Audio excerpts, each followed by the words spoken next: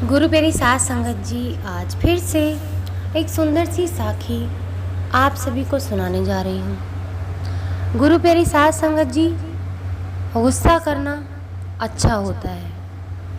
अब आप ये सोचेंगे कि मैं गुस्सा करने को सही क्यों कह रही हूँ, जबकि गुस्सा तो छोड़ देना चाहिए। काम, क्रोध, मोह, लोभ ये सब छोड़ देना चाहिए।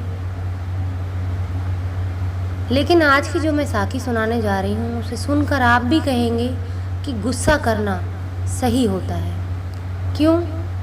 पुराने बुजुर्गों ने एक कहावत कही है ना, सही समय पर सही तरीके से किया गया काम अच्छा होता है और सही होता है। हर चीज़ को हर समय के हिसाब से करना चाहिए। यानी कि गुस्सा अगर नीति, नियमों और परमात्मा के छाँव में रहकर किया जाए, उससे डर के किया जाए, तो वो काम सही होता है, वो गुस्सा सही होता है।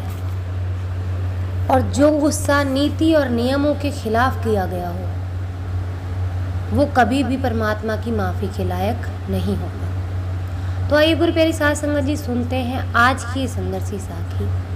ये कहानी है एक गुरु की और उनके शिष्यों की। उनके दो प्यारे से शिष्य थे जो उनको बहुत बहुत अच्छे लगते थे, बहुत प्रिय। अपने आश्रम में सबसे दिल के करीब वो दोनों शिष्य थे। लेकिन उनमें से एक शिष्य जो था, जो बहुत गुस्सा किया करता था, वो अपने गुरु के मन के बहुत करीब था। तो आश्रम में बाकी की जो बच्चे थे उससे बहुत चिढ़ा करते थे कि इतना गुस्सा करता है और हमारे गुरु भी इससे इतना प्यार करते हैं, कोई सही बात है। तो इतनी चिढ़ बढ़ने लग गई कि आश्रम के जो बच्चे थे बाकी के, वो उस गुस्सा करने वाले को पहले तो सताने लगे। जिस दिन गुरु आश्रम से कहीं गए हुए थे, तो गुरु की गैर मौजूदगी में बच्चे उस गुस्सा करने वाले शिष्य को सताने लगे। और जब उसको गुस्सा आया तो उसको पत्थरों से मारने लगे। गुरु प्यारी साध संगत जी, जब उसको पत्थरों से मार रहे थे तो इतने में ही गुरु वापस आ जाते हैं। और ये हाल देख के उनका जी घबरा जाता कि मेरे शिष्य आपस में लड़ रहे हैं और किसी को मार रहे हैं, अहिंसा की तरफ जा रहे हैं, ये क्या कर रहे हैं मेरे शिष्य। वो जाते ही उन शिष्यों को डांटते हैं और पूछते हैं कि तुम इसे क्यों मार रहे हो।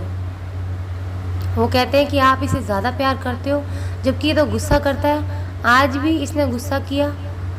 तो गुरु ने पूछा कि इसने गुस्सा क्यों किया। तो सब लोग चुप हो गए। उन्होंने शांति से बिठा के सारे बच्चों को समझाया। कहा कि आज सुनो, मैं इस शिष्य को क्यों प्यार करता हूँ, जबकि मेरा दूसरा जो प्रिय शिष्य है उसको मैं इससे कम प्यार नहीं करता, उसको इससे ज़्यादा प्यार करता हूँ। यानी कि गुरु ने कहा कि जो गुस्सा कम करता है मेरा प्रिय शिष्य, उसको मैं कम प्यार करता हूँ, लेकिन इसको ज़्यादा प्यार करता हूँ। तुम लोगों ने कभी मुझसे ये बात जानने की कोशिश ही नहीं की और आपस में ही लड़ पड़े। तो उनमें से एक चंचल शिष्य ने पूछा कि गुरुजी, आज तो हमें बता दो, हम लोग अंदर ही अंदर परेशान होते हैं कि आप हम लोगों से क्यों नहीं प्यार करते हैं। उन्होंने कहा, बेटा मैं तुम सबसे प्यार करता हूँ, लेकिन कुछ औलादों में से किसी औलाद पर ज़्यादा प्यार आता है। तुम्हें उदाहरण के तौर पर ही कहता हूँ, दुनिया में बहुत सारे भगवान हैं, लेकिन किसी किसी को किसी भगवान से ज़्यादा प्यार होता है। अब माँ बाप के ऊपर ही ले लो। माँ और बाप, बच्चे सबसे ज़्यादा माँ को प्यार करते हैं। अब इसका कोई जवाब है तुम्हारे पास कि तुम अपनी माँ को क्यों प्यार करते हो ज़्यादा और पिता को क्यों नहीं करते, जबकि तुम्हें पता है कि तुम पिता से भी प्यार करते हो, लेकिन ज़्यादा माँ से प्यार करते हो। इसके पीछे भी कारण होता है, लेकिन आज मैं तुम्हें बताऊंगा कि मैं उस शिष्य से क्यों प्यार करता हूँ। तुम सब ने महाभारत की कहानी सुनी होगी और रामायण की कहानी सुनी होगी। सारे शिष्य कहते हैं हाँ हाँ हम सब ने सुनी है। तो उन्होंने उन्होंने कहा कि महाभारत में पितामह भीष्म ने अगर सही समय पर गुस्सा किया होता तो द्रौपदी की लाज बच गई होती। उन्होंने द्रौपदी की लाज नहीं बचाई, जिसके परिणाम स्वरूप उनको सही समय पर गुस्सा ना करने की वजह से उनको तीरों की शैया पर लेटना पड़ा। और रामायण में जटायु ने सही समय पर गुस्सा किया। जब सीता को अपहरण करके रावण लेकर जा रहा था तो जटायु के तन बदन में आग लग गई कि मेरी मैया को, मेरी माँ को ये हरण करके लेके जा रहा है। क्योंकि हर औलाद को अपनी माँ के लिए ऐसा ही महसूस होता है कि कोई उसकी माँ से कुछ कहकर तो दिखाए, उसकी जान निकालने की भी हिम्मत रखती है एक औलाद। तो जटायु कैसे पीछे रह जाते। उन्होंने वैसे भी उनको माँ भी माना और वैसे उनको अपनी बेटी माना था। तो कैसे एक बाप अपनी बेटी की इज्जत को उछलने देता।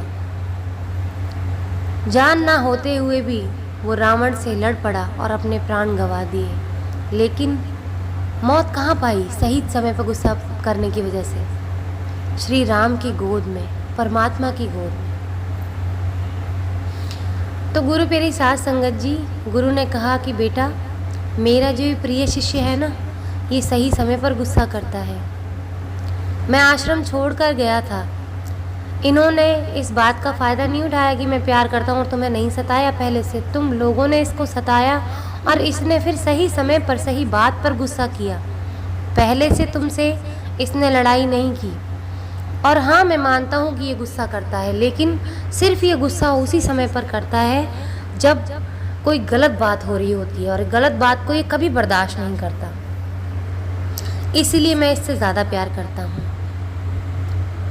और मैं अपने इस शिष्य से क्यों प्यार करता हूँ जो बिल्कुल शांत रहता है?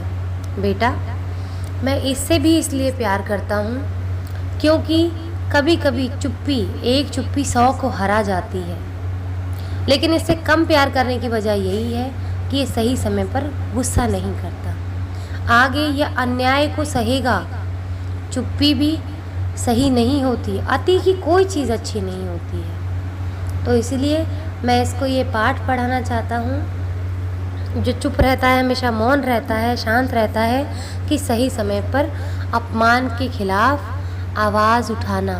क्योंकि आप अगर अपमान और अत्याचार के खिलाफ चुप रहे तो आप तो सह जाओगे, आप तो चले जाओगे, लेकिन आपके पीछे जितने लोगों को छोड़ जाओगे वो लोग उस चीज़ को बर्दाश्त नहीं कर पाएंगे, उन पर अत्याचार होते रहेंगे।